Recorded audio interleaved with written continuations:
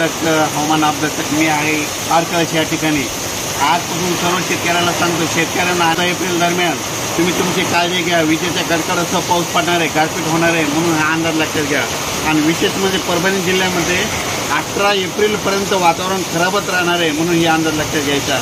योगायोगानं आज मी काय झालं, पालमून तारकळशी इथं जात असताना इतका वादळी वाऱ्याचा पाऊस चालू झालेला आहे। या ठिकाणी थोडी गारपीट देखील आली होती, पण हे देखील सांगू इच्छितो।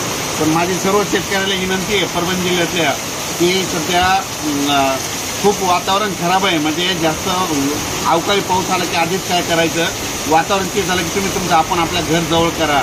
आणि विशेषमध्ये सांगायचं झालं तर या म्हणजे आता हे जवळपास एप्रिल ते 18 एप्रिल दरम्यान वारं जास्त राहणार आहे, त्याच्यामध्ये पाऊस पण जास्त राहणार आहे आणि विजेचं प्रमाण राहणार आहे। सर्व दूर पडत नसतो, पण फक्त काही काही भागात पडणार आहे, म्हणून हा सर्व शेतकऱ्यांनी अंदाज लक्षात घ्या।